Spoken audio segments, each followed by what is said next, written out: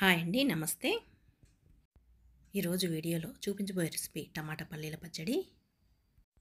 మనకు నోరు రుచిగా లేనప్పుడు పచ్చళ్ళు అనేది ఎక్కువగా తినాలనిపిస్తుంది. అలాంటప్పుడు ఈ విధంగా టమాటా పల్లీల పచ్చడి అనేది చేసుకొని తినేయచ్చు. స్టవ్ వెలిగించుకొని ప్యాన్ పెట్టుకొని ఇందులో 2 టేబుల్ స్పూన్ ఆయిల్ వేసి 1/2 స్పూన్ జీలకర్ర, 10-12 వెల్లుల్లిపాయలు, ఒకటి కట్ చేసుకున్న ఆనియన్, 10-12 మిర్చి, కొంచెం కరివేపాకును వేసి కలుపుకోవాలి.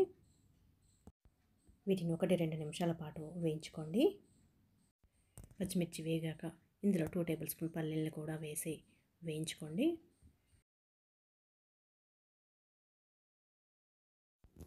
ఇప్పుడు ఇందులో 1/2 స్పూన్ పసుపు, కట్ చేసుకున్న కొత్తిమీరను వేసి కలిపి వీటిని ఒక బౌల్లోకి తీసుకోండి.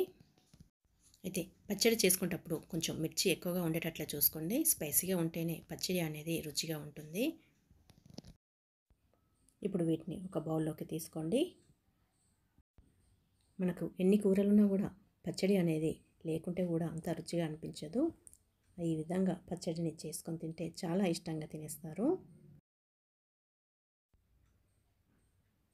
ఇప్పుడు ఇదే ప్యాన్లో ఒక 4-5 కట్ చేసుకున్న టమాటాలు, రుచికి సరిపడినంత సాల్ట్ను వేసి ఒకసారి కలుపుకొని మూత పెట్టి స్టవ్ని స్లిమ్లో పెట్టుకొని ఒక 2-3 నిమిషాల పాటు దీన్ని మగ్గనివ్వాలి.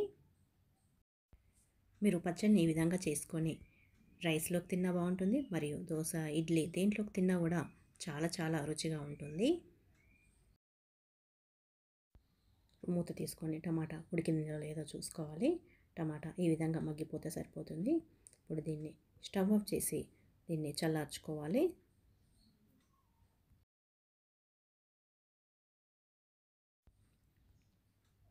ఇప్పుడు మిక్సీ జార్లో మనం ఇంతకుముందు వేయించి పెట్టుకున్న పచ్చిమిర్చి, పల్లీలను వేసి మెత్తగా మిక్సీ పట్టుకోండి. ఒకసారి కలుపుకొని మళ్ళీ ఒకసారి మెత్తగా అయ్యేంతవరకు మిక్సీ పట్టుకోండి. మీకు పచ్చడి కొంచెం పులుపుగా కావాలనుకుంటే ఒక నిమ్మకాయ సైజ్ అంతా చింతపండును కూడా యాడ్ చేసుకోవచ్చు. ఈ విధంగా కలుపుకుంటూ మెత్తగా మిక్సీ పట్టుకోండి. ఇప్పుడు ఇందులో మనం ఇంతకుముందు ఉడికించుకున్న టమాటాలను వేసి మళ్ళీ ఒకసారి మిక్సీ పట్టుకోవాలి. అయితే టమాటాలను వేసిన తర్వాత మెత్తగా మిక్సీ పట్టుకోకండి. కొంచెం బరకగా ఉంటేనే పచ్చడి అనేది రుచిగా ఉంటుంది. మిక్సీ పట్టుకున్న తర్వాత ఈ విధంగా ఉంటే సరిపోతుంది. మీరు ఈ పచ్చడిని తాలింపు కూడా పెట్టుకోవచ్చు. ఈ విధంగానే ఇలానే తినేయచ్చు. మీరు పచ్చడిని ఇలానే తినేయాలనుకుంటే ఈ పచ్చడిలో కొంచెం నెయ్యి వేసుకొని తినండి. చాలా చాలా బాగుంటుంది. వేడివేడి అన్నంలోకి ఈ పచ్చడిలో కాస్త నెయ్యి వేసుకొని తింటే చాలా చాలా రుచిగా ఉంటుంది.